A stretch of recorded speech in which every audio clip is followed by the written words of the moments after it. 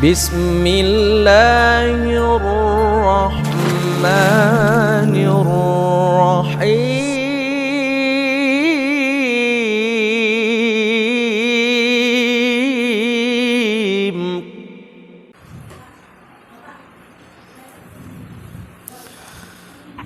Kita mulai.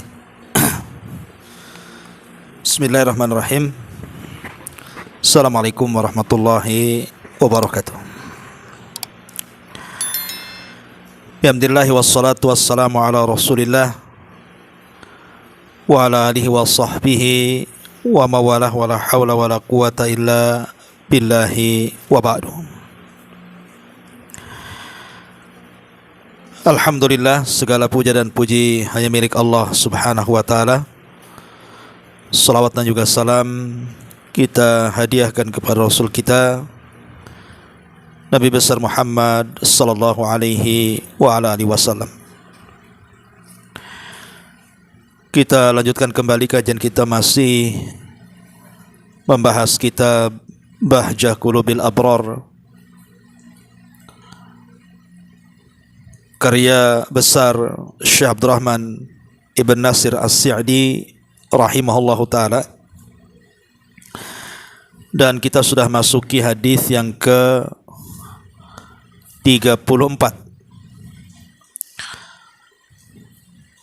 yang berbicara tentang dibalik keutamaan sedekah. Kita baca hadisnya baru kita terangkan. An Abi Hurairah radhiyallahu anhu qala qala Rasulullah sallallahu alaihi wasallam ma naqasat sadaqatun min malin wa ma zadallahu 'abdan bi afwin illa izza wa ma tawadha'a ahadun lillahi illa rafa'ahu Allahu azza wa jalla. Dari Abu Hurairah radhiyallahu an, Nabi sallallahu alaihi wasallam bersabda, sedekah itu tidak akan mengurangi harta sedikit pun, dan tidaklah Allah menambah kepada seorang hamba yang memberi maaf kecuali kemuliaan. Dan tidaklah seseorang merendahkan hatinya karena Allah subhanahu wa ta'ala kecuali Allah akan meninggikan derajatnya. Ma'asyiral muslimat yang dimuliakan Allah subhanahu wa ta'ala, dalam hadis ini ada 3 amalan yang sangat-sangat mulia sekali. Pertama, bicara soal sedekah. Kemudian yang kedua, bicara soal memaafkan manusia. Dan yang terakhir, bicara soal tawadhu. Seseorang merendahkan diri karena Allah subhanahu wa ta'ala.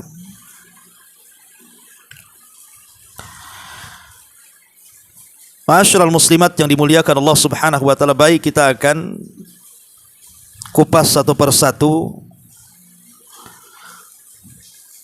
di antara 3 amal ini. Pertama, di sini Nabi sallallahu alaihi wasallam mengatakan bahwa harta yang disedekahkan itu tidak mungkin berkurang. Ma'asyiral muslimat yang dimuliakan Allah subhanahu wa ta'ala, bicara soal sedekah. Sedekah ini amalan yang luar biasa. Betapa banyak orang-orang yang kemudian disembuhkan penyakitnya karena sedekah. Betapa banyak orang-orang yang bermusuhan kemudian menjadi bersaudara karena bersedekah. Betapa banyak orang-orang yang terkena musibah, kemudian Allah hilangkan musibahnya karena sedekah. Dan betapa banyak orang-orang yang fakir kemudian menjadi mampu karena sedekah. Dan sedekah juga kelak di kuburan akan menjadi pembela kita. Bahkan pada hari kiamat juga sedekah juga akan menggiring kita ke dalam sorga. Bahkan ada satu pintu sorga itu yang disebut dengan pintu sedekah. Ma'asyiral muslimat yang dimuliakan Allah Subhanahu wa taala. Kalau kita membuat sebuah pertanyaan, seandainya Allah Subhanahu wa taala menghadapkan kita dengan api neraka, kemudian Allah Subhanahu wa taala selamatkan kita dan tidak jadi masuk api neraka, pertanyaannya, apakah kita mau diselamatkan oleh Allah Subhanahu wa taala dari azab neraka? Tentu jawabannya iya. Maka hal itu bisa kita lakukan dengan cara sedekah. Disebutkan dalam hadis yang dikeluarkan Imam Bukhari dari Adi ibn Hatim radhiyallahu anhu, dia mengatakan, Rasul sallallahu alaihi wasallam bersabda, "Ma minkum ahadun illa sayukallimuhu rabbuhu laisa bainahu wa bainahu turjuman.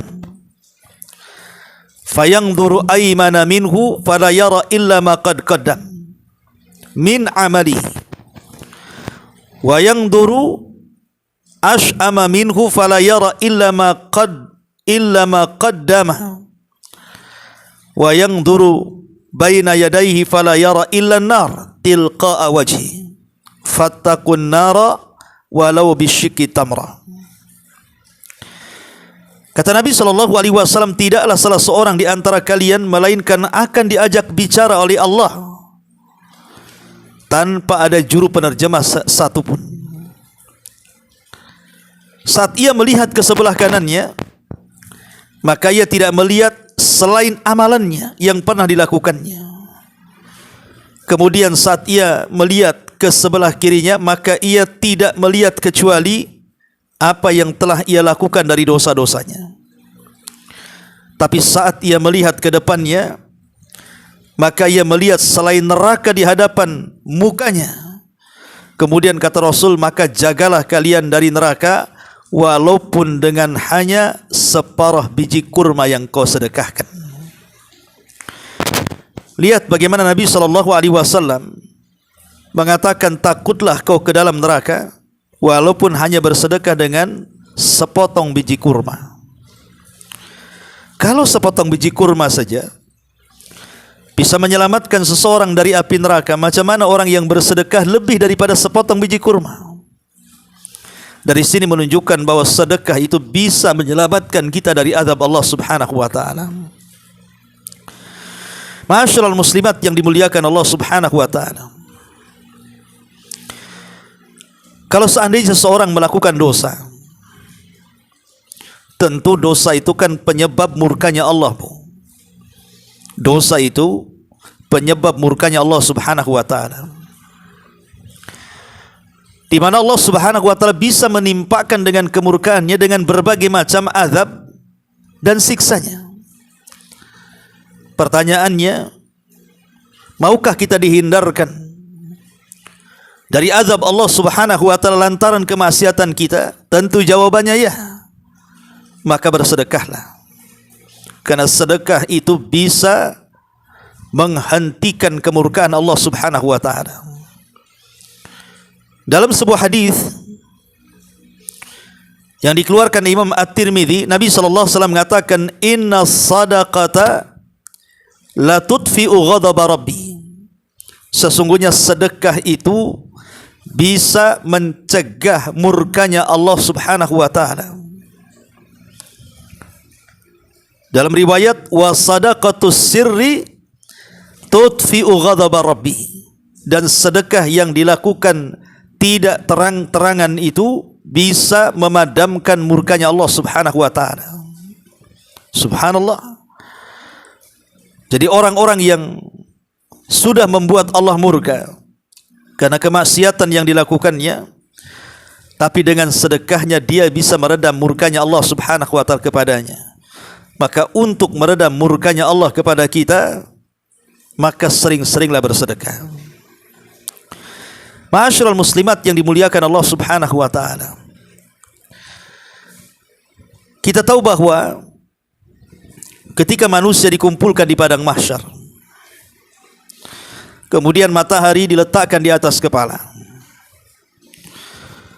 Tentu jarak di atas kepala itu bukan jarak yang jauh seperti kita di bumi dengan matahari, tetapi jaraknya hanya 1 mil di atas kepala. Tentu matahari yang dekat dengan kepala bisa saja membakar kepala kita. Tetapi di akhirat, Allah Subhanahu wa taala tidak membakar kepala kita dengan dekatnya matahari, tapi Allah buat kita ini tersiksa dengan sengatannya, sehingga keringat bercucuran karena panas yang bersangatan. Pertanyaannya, kalau seandainya Allah Subhanahu wa taala menyediakan payung kepada kita, sehingga kepala kita dengan matahari ada penghalang, apakah kita mau mendapatkan payung yang menghalangi kepala kita dengan matahari? Tentu jawabannya ya. Maka bersedekahlah, karena payung antara matahari dengan kepala kita itu salah satunya dengan sedekah. Kepala kita tidak akan tersengat matahari karena ada yang menaunginya. Dalam sebuah hadis, ketika Nabi SAW mengatakan, sab'atun yudhilluhumullahu fi dhillihi yauma la dhilla illa dhilluh. Ada 7 golongan yang akan mendapatkan naungan Allah di hari yang tidak ada naungan kecuali naungan Dia semata, Allah Subhanahu wa taala. Lah salah satunya Nabi SAW mengatakan, wa rajulun tasaddaqa bi sadaqatin fa akhfaha hatta la ta'lama shimaluhu ma tunfiqu yaminuhu. Kata Nabi SAW, seseorang yang bersedekah dengan satu sedekah, lalu ia menyembunyikan sehingga tangan kirinya tidak tahu apa yang diinfakkan dengan tangan kanannya. Lihat bagaimana fadilah orang yang bersedekah. Mereka akan mendapatkan naungan di hari yang tidak ada naungan kecuali naungan Allah Subhanahu wa taala. Ma'asyiral muslimat yang dimuliakan Allah Subhanahu wa taala. Kalau seandainya seseorang mendapatkan musibah, musibah apa saja, entah berupa kesehatan, entah berupa diuji ekonominya, diuji rumah tangganya, diuji oleh anak-anaknya, dan lain sebagainya. Namanya musibah, dan ujian itu kan macam-macam. Pertanyaannya, maukah kita ini dilepaskan dari ujian-ujian itu? Kita tidak dipersulit kesehatannya, tidak dipersulit ekonominya, tidak dipersulit keluarganya, dan begitu seterusnya. Tentu jawabannya, tentu ya. Kita sangat menghendaki kita ini keluar dari penderitaan itu. Maka bersedekahlah, karena sedekah itu bisa menjauhkan kita dari berbagai macam ujian dan berbagai macam bala bencana yang menimpa kita. Perhatikan ucapan Imam Ibnul Qayyim rahimahullahu ta'ala. Apa kata Imam Ibnul Qayyim? Fa inna lis-sadaqati ta'thiran ajiban fi daf'i anwa'il bala. Kata beliau, sesungguhnya di balik sedekah itu ada pengaruh yang menakjubkan untuk mencegah berbagai macam bala dan ujian yang akan menimpa kita. Walau kanat min fajirin aw min zalimin bal min kafirin. Walaupun sedekah itu datang dari orang jahat, orang zalim, bahkan orang kafir. Fa innallaha ta'ala yadfa'u biha anhu anwa'an minal bala. Maka Allah akan mencegah darinya dari berbagai macam bala dan bencana. Wa hadza amrun ma'lumun 'indan nas khassatuhum wa 'amatuhum. Dan ini perkara yang maklum di sisi manusia yang khusus ataupun yang umum. Wa ahlul ardi kulluhum mukirruna bihi li'annahum jarrabuhu. Dan penduduk bumi sudah mencobanya dan sangat mujarab untuk menghilangkan berbagai macam bala dan bencana. Kalau seandainya orang kafir saja bersedekah, itu pengaruhnya ada bagi mereka. Atau orang zalim bersedekah, itu ada pengaruh bagi mereka. Apalagi yang bersedekah ini orang baik dan dia seorang muslim. Apalagi yang bersedekah ini memang orang yang taat dan dia seorang mukmin. Tentu pengaruh sedekah luar biasa lagi ketika menghilangkan bala dan bencana yang akan menimpa kita. Terutama di musim-musim wabah kemarin gitu kan. Di musim-musim corona dan begitu seterusnya. Ya. Ma'asyiral muslimat yang dimuliakan Allah Subhanahu wa taala. Kita tahu bahwa manusia sangat ingin mempertahankan kekayaannya. Minimalnya kalaupun tidak bertambah jangan sampai berkurang. Bahkan ada orang yang kemudian apabila berkurang hartanya itu kepikiran. Umpamanya dia punya rumah 3, kemudian yang satu kena gempa, itu kepikiran tuh. Atau mungkin dia punya uang, dompetnya hilang, yang di dompet banyak pula, kepikiran itu. Pertanyaannya, maukah harta kita ini bukan hanya tidak berkurang, tapi Allah Subhanahu wa taala akan tambah dan tambah? Tentu jawabannya iya. Maka rahasianya bersedekahlah. Karena Nabi SAW mengatakan dalam hadis ini kan, mana qasad sadaqatun min mal, tidak mungkin berkurang harta yang disedekahkan itu. Dan siapa yang tidak ingin setiap pagi didoakan malaikat, Bu? Siapa yang tidak ingin? Saya, ibu atau siapapun kan ingin setiap pagi itu malaikat mendoakan kita kan. Maka kalau ingin setiap pagi kita didoakan malaikat dengan doa supaya harta kita ini tidak pernah berkurang dan senantiasa bertambah, maka bersedekahlah. Bersedekahlah, karena Nabi SAW mengatakan dalam sebuah hadis, ma min yaumin yusbihul ibad fihi illa malakani yanzilan fayaqulu ahaduhuma Allahumma a'ti munfiqan khalafa wa yaqulul akhar Allahumma a'ti mumsikan talafa. Tidaklah setiap hari dalam waktu pagi bagi hamba-hamba Allah kecuali akan dikirim 2 malaikat yang turun dan mendoakan setiap pagi. Apa doanya? Kata satu malaikat, ya Allah, tambahkan harta yang disedekahkan ganti supaya lebih banyak lagi. Yang satunya mengatakan, ya Allah, tahan, jangan kau tambah harta, tapi lenyapkan orang-orang yang tidak bersedekah di pagi hari ini. Lihat bagaimana orang-orang yang bersedekah itu setiap hari didoakan malaikat supaya bertambah, bertambah dan bertambah, baik bertambah bilangannya ataupun bertambah berkahnya. Mungkin bilangannya tidak bertambah, tapi berkahnya bertambah. Dan berkah itu lebih mulia dibandingkan bilangan. Betapa banyak orang yang banyak hartanya tapi tidak merasa cukup, itu karena tidak berkah. Tapi betapa banyak orang yang kurang hartanya tapi dia cukup, itu karena berkah. Maka bersedekahlah supaya terus mendapatkan doa para malaikat. Ma'asyiral muslimat yang dimuliakan Allah Subhanahu wa taala. Setiap manusia pasti menginginkan kalau seandainya di akhir hayat itu tidak diwafatkan kecuali husnul khotimah kan. Saya, ibu atau siapapun lah pasti ingin kalau seandainya Allah Subhanahu wa taala wafatkan itu, maunya itu kita wafat dalam posisi husnul khotimah, baik akhirnya. Jangan sampai kemudian kita diwafatkan buruk pula akhirnya. Pertanyaannya, mau enggak kita ini diakhiri kematian kita ini dengan sul khotimah? Tentu jawabannya iya, tentu maulah. Siapa yang tidak hendak akhir hayatnya itu diwafatkan dalam posisi husnul khotimah? Maka rahasianya bersedekahlah. Karena Nabi SAW mengatakan dalam hadis Abi Umamah radhiyallahu an, kata Nabi SAW, sana'iul ma'ruf taki masari asu.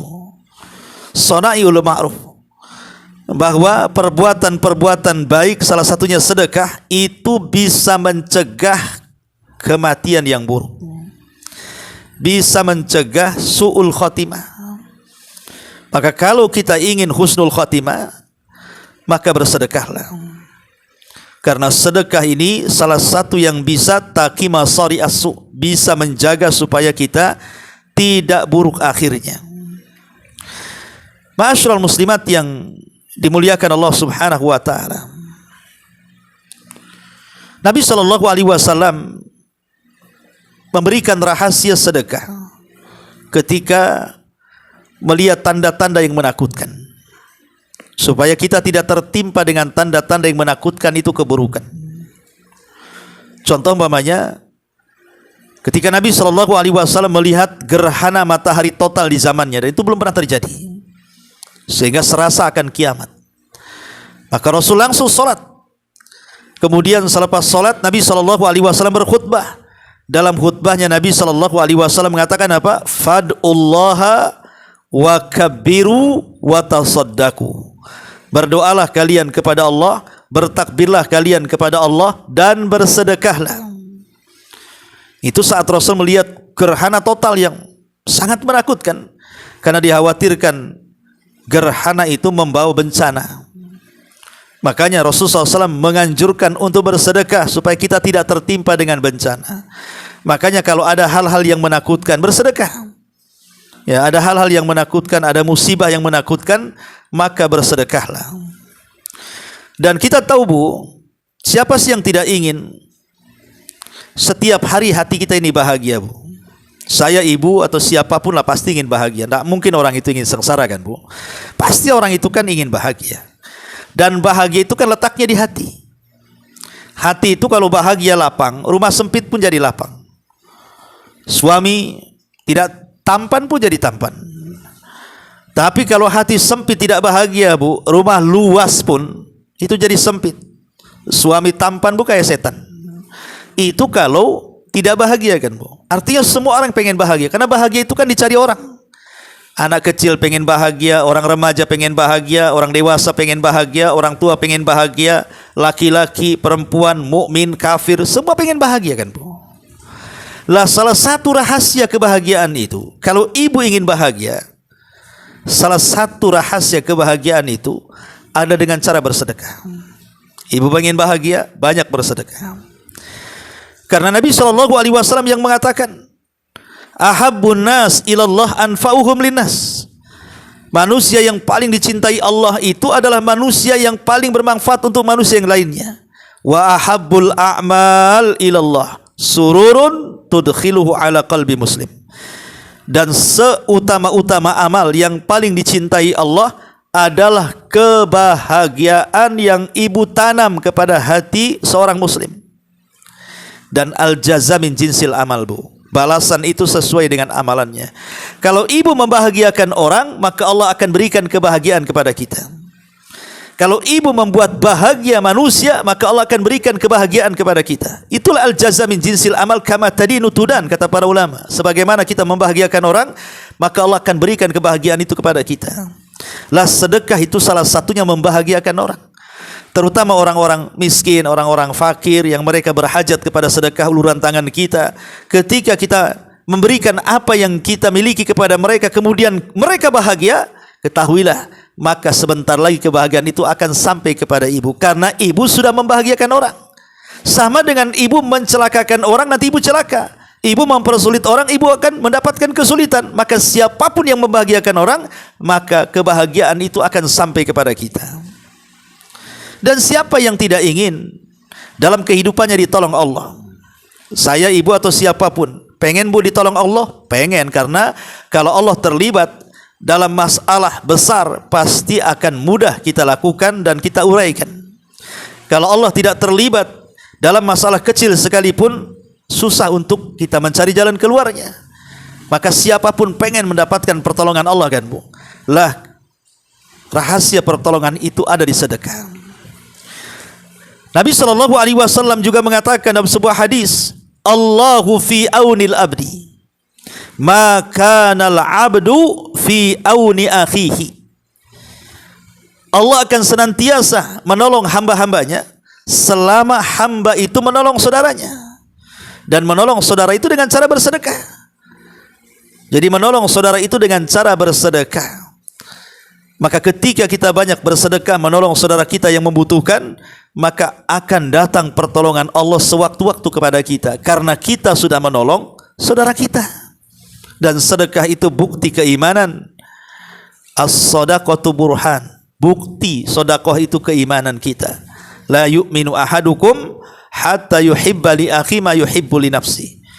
Tidak sempurna iman seseorang sampai dia mencintai dirinya sebagaimana mencintai saudaranya.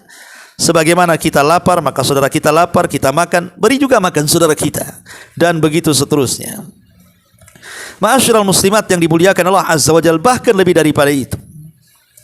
Terkadang kita ini kan Bu, mungkin sewaktu-waktu kan tidak sehat terus. Pasti ada waktu-waktunya sakit. Dan kita lihat juga ada saudara-saudara kita yang sudah terkena penyakit, yang dulunya mereka sehat. Terkadang kasihan melihat mereka.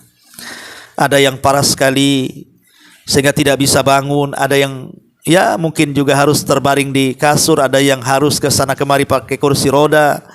Terkadang kita kasihan dengan mereka. Tapi bukan mustahil Allah Subhanahu wa taala juga akan menguji kita seperti mereka. Kita tidak tahu akhir kehidupan kita seperti apa. Tetapi kan kita ini ingin sehat kan Bu. Siapa yang tidak ingin sehat? Ibu pengen sehat? Pasti pengen. Saya juga pengen sehat, ya. Ibu pengen sembuh dari penyakit? Ya, saya juga pengen sembuh dari penyakit saya. Maka jawabannya, kalau ingin sembuh penyakitnya maka bersedekahlah. Karena rahasia sedekah juga bisa menyembuhkan penyakit. Nabi SAW mengatakan, hassinu amwalakum bizzakati. Jaga harta kalian dengan zakat. Jaga harta kalian dengan zakat. Wadawau mardokum bisadaqah.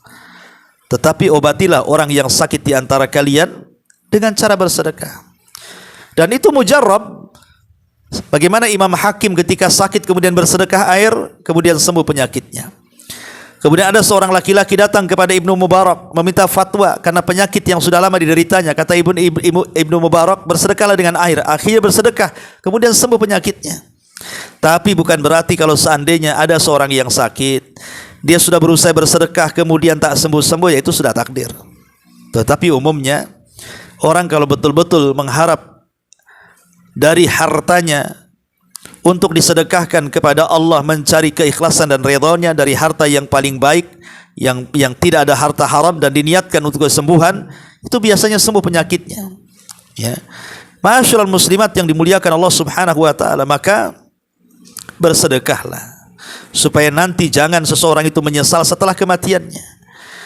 Karena disebutkan dalam surah Al-Munafiqun ayat 10 itu Allah mengatakan, wa anfiqu mimma razaqnakum min qabli ayyatiya ahadakumul maut fayaqul rabbi laula akhartani ila ajalin qarib fa asaddaqa wa akum minas salihin. Berinfaklah apa yang kami rizkikan kepada kalian sebelum datang salah seorang di antara kalian dengan kematian. Sebab kalau sudah mati, maka dia akan mengatakan, ya Rabb, tangguhkan sesaat aku ingin kembali ke dunia supaya aku bisa bersedekah dan aku termasuk orang yang soleh. Mungkin mustahil orang mati hidup lagi kan.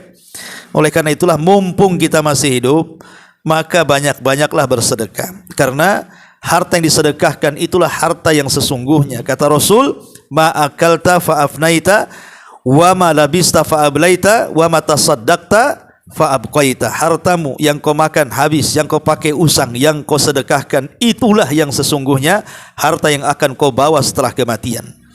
Ma'asyiral muslimat yang dimuliakan Allah Azza wa Jalla, dan banyak lagi lah kalau kita cerita tentang fadilah dan keutamaan sedekah ini. Pertanyaannya, bagaimana sedekah kita ini supaya bernilai tinggi di hadapan Allah?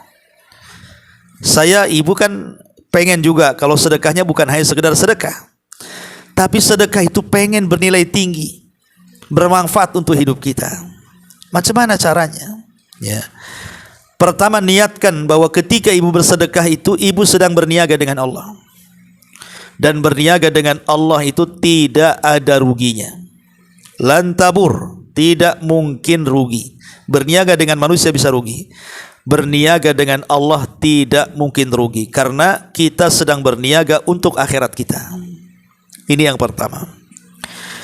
Kemudian yang kedua, ketika bersedekah itu berusaha mustatiran makhfiyan, berusaha hindarkan dari pandangan manusia, sembunyi-sembunyi. Cukuplah kita dengan Allah yang tahu sedekahnya, supaya kita tidak terangsang untuk riya dan sum'ah. supaya terlatih dengan keikhlasan kita. Karena sedekah yang sembunyi-sembunyi itu, maka itu sedekah yang luar biasa. Ya. Kemudian juga yang ketiga, sedekahlah dikala kaya dan sehat. Sedekahlah dikala kaya dan sehat. Ibu lagi kaya, ibu lagi sehat, sedekah. Sebab nanti kalau sudah fakir, sudah sakit, berat orang bersedekah itu. Ketika dia fakir, apa yang saya sudah sedekahkan, makan aja sulit. Ketika tidak sehat, sakit, sayang untuk berobat, akhirnya tidak jadi sedekah. Mumpung kaya, mumpung sehat, mumpung cukup, sedekah. Kapan lagi, jangan ditunggu-tunggu. Itu paling utama sedekah tuh. Ya. Ma'asyiral muslimat yang dimuliakan Allah Subhanahu wa taala. Kemudian yang keempat juga, sedekah kepada karib kerabat yang terdekat sebelum yang lainnya. Karena mendahulukan karib kerabat terdekat lebih utama dibandingkan yang lainnya, karena akan dapat dua pahala, pahala sedekah dan pahala silaturahim. Ya. Kemudian baru bicara tentang sedekah-sedekah di bawahnya. Itulah keutamaan sedekah. Dan terutama, sedekahlah dengan uang hasil jerih payah dan hasil halal. Jangan sedekah dari yang haram. Jangan sedekah dari yang haram. Ya. Karena innallaha thayyibun la yaqbalu illa thayyiban. Allah itu baik, tidak menerima kecuali yang baik-baik. Ya. Ma'asyiral muslimat yang dimuliakan Allah Azza wa Jalla. Adapun macam-macam sedekah ya. Sedekah itu kan macam-macam, ada sedekah wajib. Ya, seperti zakat itu wajib itu ya. Kalau sudah sampai haul nisab, zakat. Ada sedekah sunnah, itu disebut dengan tabarru namanya ya. Tabarru. Nah, sedekah sunnah ini ada yang sifatnya terang-terangan, ada yang sifatnya sembunyi. Ya, kapan terang-terangan, kapan sembunyi-sembunyi, sesuai dengan kemaslahatan dan terhindar dari riya dan sum'ah tadi. Ya. Kemudian juga sedekah ini kan macam-macam. Ada yang sifatnya untuk orang yang sudah meninggal. Pemanya orang tua kita meninggal, kita sedekah, kemudian ditransfer pahalanya. Maka ini seafdal-afdal amal. Amalan yang dikirim kepada orang mati itu banyak, tapi yang disepakati ulama cuma dua. Amalan mengirim pahala kepada orang mati itu banyak, tapi semua diperselisihkan para ulama tentang sampai dan tidaknya. Kecuali dua disepakati pasti sampai. Pertama doa, yang kedua sedekah. Doakan orang yang sudah meninggal dari orang tua kita, kemudian sedekahlah untuk mereka. Itu dipastikan sampai, karena tidak ada khilaf ulama. Ya. Kemudian juga di sana ada sedekah yang sifatnya mengalir dalam bentuk wakaf. Ya, afdal sedekah itu dalam bentuk wakaf, Bu. Wakaf itu maksudnya umpamanya lagi pembangunan masjid, pesantren, dia sedekah tiangnya atau dengan semennya, dengan besinya. Pokoknya yang tidak hilang. Sebab kalau sedekah makanan kan habis gitu ya. Tapi kalau dalam bentuk wakaf bangunan atau tanah gitu kan, maka itu akan mengalir pahalanya. Itulah yang kemudian disebutkan oleh Nabi SAW, sadaqatun jariyah. Sedekah yang mengalir maksudnya yang bersifat wakaf ya. Jadi membeli sajadah untuk masjid gitu ya. Selama tidak rusak, maka akan terus mengalir amalannya. Taib, ma'asyiral muslimat yang dimuliakan, ini yang pertama. Ma naqasat malu sadaqah. Tidak akan berkurang harta yang disedekahkan. Kemudian yang kedua di sini, wa ma zadallahu 'abdan bi afwin illa izzan. Kata Nabi SAW, tidaklah Allah menambah seorang hamba dengan mudah memaafkan kepada saudaranya kecuali kemuliaan. Bu, meminta maaf itu bukan kehinaan.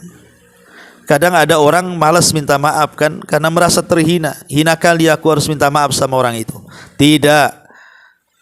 Justru di sini Nabi mengatakan kalau orang memulai meminta maaf kepada orang, itu bukan kehinaan, itulah letak kemuliaannya. Dia akan dapat kemuliaan dari Allah Subhanahu wa taala. Kenapa demikian? Karena meminta maaf itu hakikatnya dia telah mengalahkan setan. Karena setan itu dia sudah putus asa untuk disembah. Karena sudah banyak orang yang mentauhidkan Allah. Tetapi setan itu punya senjata dengan cara bitahrish fima bainahum. Bagaimana setan itu menanamkan permusuhan supaya bertengkar satu dengan yang lainnya. Lah, kalau orang tidak minta maaf, maka akan bertengkar selamanya. Itu yang dikehendaki setan. Jadi kalau seseorang memulai minta maaf, hakikatnya dia sudah mengalahkan tipu daya setan. Dan ini luar biasa. Dan orang yang mudah memaafkan itu biasanya akan tenang hatinya dan dipenuhi kebahagiaan hidupnya. Karena dia merasa tidak ada hal yang ditutup-tutupi dalam hatinya atau disimpan dalam hatinya, kan Bu. Sebab kalau orang itu punya rasa dalam hatinya terus dipendam-pendam dalam hatinya, itu lama-lama jadi sakit hati itu, kan. Boleh jadi kemudian sakitnya sampai ke badan, darah naik, kolesterol naik, stroke lama-lama, kan. Maka ketika kita meminta maaf kan akan jadi plong tuh, Bu. Merasa saya tidak ada masalah dengan orang kok. Sehingga kesana kemari tidak takut, kesana kemari tidak cemas. Orang kalau ada musuh, Bu, lewat jalan ketemu muka dia, nggak jadi tuh, cari gang lain, kan gitu, Bu ya. Kecium baunya saja, ini bau musuh saya, tak mau lewat sini saya. Kadang-kadang seperti itu. Ya, tapi orang yang nggak punya musuh, hidupnya tenang, itu ke pasar tenang, jalan ke sana kemari tidak takut, ya. Dan kita tahu bahwa kekuatan kaum muslimin itu ada di mudahnya seseorang minta maaf. Karena ketika sudah tidak bermusuhan maka akan kuat. Makanya kenapa Nabi SAW itu sampai mengajarkan kepada Aisyah ketika malam Lailatul Qadar itu, Allahumma innaka afun tuhibbul afwa fa'fu anni. Diajarkan kita supaya kita ini mudah meminta maaf. Memang berat, meminta maaf itu berat, tapi ingat yang memaafkan itu lebih berat lagi. Dan orang yang mudah memaafkan maka akan mudah diampuni dosa-dosanya. Seperti kasus Abu Bakar Siddiq radhiyallahu anhu ketika dia memaafkan Mistah, maka Allah turunkan ayat tentang ampunan dosa. Maka orang yang mudah memaafkan itu adalah orang yang membuka dirinya menuju pintu sorga dan menutup pintu neraka. Karena Rasul yang mengatakan lan tadkhulul jannah hatta tu'minu walan tu'minu hatta tahabu ala adullukum ala syai'in idza fa'altumuhu tahabbtum afsus salama bainakum. Kalian tidak akan masuk surga, kata Rasul, sampai beriman. Kalian tidak beriman sampai kalian saling mencintai. Maukah kutunjukkan kepada perkara kalau kalian lakukan pasti kalian akan saling mencintai. Kemudian kata Rasul, sebarkan salam. Ya, sebarkan salam. Maka menyebarkan salam itu salah satunya merekatkan tali percintaan dan menghindarkan dari permusuhan. Dan yang terakhir di sini Nabi SAW mengatakan, wa ma tawadha'a ahadun lillahi illa rafa'ahullah. Tawadhu, ya, artinya kita harus rendah diri karena ini akhlak yang paling mulia. Karena sombong itu adalah akhlaknya iblis, Bu. Sombong itu akhlaknya iblis. Ketika kita tawadhu berarti kita telah berakhlak dengan akhlak Allah. Karena kalau nama Allah itu sifatnya jalalah, keagungan, seperti Allah itu mutakabir, sombong, maka kita berakhlak dengan kebalikannya. Kita tidak boleh sombong, maka kita harus tawadhu. Karena orang yang tawadhu itu akan disukai orang. Allah mengatakan fabima rahmatin minallahi lintalahum. Karena dengan rahmat yang Allah anugerahkan kepadamu, maka lembutlah engkau kepada mereka. Walau kunta faddan ghalidul qalbi lan faddu min hauli. Kalau engkau keras, sombong, maka orang tidak akan mendekati kamu. Tidak ada manusia sombong dicintai, Bu. Tapi betapa banyak orang-orang yang tawadhu rendah diri itu dicintai manusia. Makanya jadilah kemudian manusia-manusia yang bertawadhu kepada baik kepada Allah ataupun kepada manusia. Inilah diantara 3 amalan yang sangat istimewa. Pertama, sedekah. Yang kedua, mudah meminta maaf. Dan yang ketiga, bertawadhu. 3-tiganya bisa mengangkat derajat kita di hadapan Allah Subhanahu wa ta'ala. Wallahu alam. Ya, syarahnya ibu baca sendiri, ya, kurang lebih penjelasannya. Taib, sebelum saya tutup, silahkan kalau ada yang mau bertanya.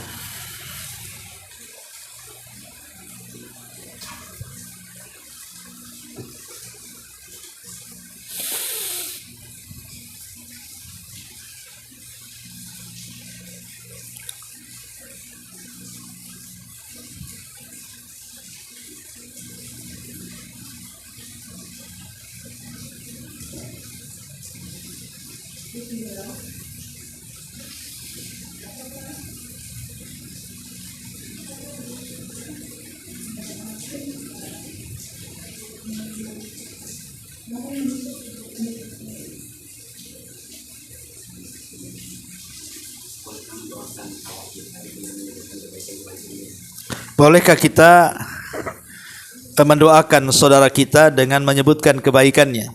Boleh, tidak ada masalah. Ya. Nabi SAW selalu menyebutkan kebaikan orang yang berbuat baik kepadanya, dan Rasul tidak pernah melupakan kebaikan orang. Jadi kita boleh mendoakan saudara kita karena kebaikannya, dan kita juga boleh mendoakan saudara kita dengan hidayah karena keburukannya. Maka ketika kita mendoakan saudara kita karena kebaikannya, maka ini manusia yang tahu bagaimana cara bersyukur akan kebaikan manusia. Dan Nabi SAW juga sama, memberikan contoh kepada kita, dia tidak pernah melupakan kebaikan siapapun yang pernah berjasa kepadanya. Dia senantiasa mendoakan. Makanya kenapa kalau saya membaca kitab-kitab para ulama, kalau ulama itu sudah meninggal, maka kita selalu mendoakan dengan kalimat rahimahullah, semoga Allah merahmati beliau. Kalau yang mengarang kitabnya masih hidup, maka kita katakan hafidhahullah, semoga Allah menjaga dia. Karena dengan karya-karya mereka sudah berjasa kepada kita, sehingga kita kenal dengan Islam lewat buku-buku mereka, lewat kitab-kitab mereka. Maka begitu juga siapapun yang berjasa kepada kita, kalau mereka sudah meninggal, kita katakan semoga Allah merahmati mereka. Tapi kalau mereka masih hidup, katakan hafidhahullah, semoga Allah menjaga beliau. Wallahu a'lam.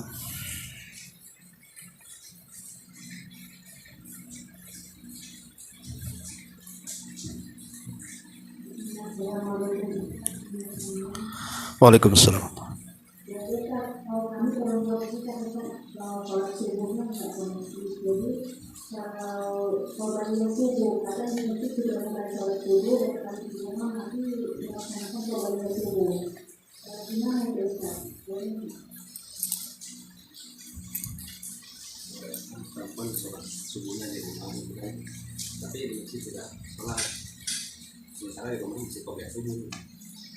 Di masjid sudah sholat, di rumah masih ada waktu, nggak apa-apa, nggak apa-apa ibu, nggak apa-apa. Jadi kalau seandainya ibu kesiangan, pamannya bangunnya, atau mungkin karena ada sesuatu hal, akhirnya di masjid itu sudah selesai sholat, sudah salam, ibu baru mulai sholat gitu ya, nggak apa-apa. Kalau masih ada waktu, maka ibu lakukan qobliyah subuh dulu, baru sholat subuh. Kalau waktunya masih memungkinkan. Tapi kalau waktunya tidak memungkinkan, jangan. Dahulukan yang wajib dibandingkan yang sunnah. Tapi kalau waktunya panjang, karena kan sholatnya wanita di rumah ya beda dengan sholat laki-laki di masjid, maka dibolehkan kalau waktunya masih panjang. Bahkan itu lebih afdol karena ibu masih mendapatkan 2 rakaat fajar kan, dan juga sholat wajib subuh. Wallahu a'lam.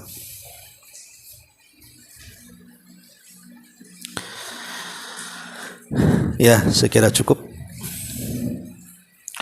Subhanakallah bihamdika, asyhadu an la ilaha illa anta, astaghfiruka wa atubu ilaik. Allahu ta'ala alam. Assalamualaikum warahmatullahi wabarakatuh.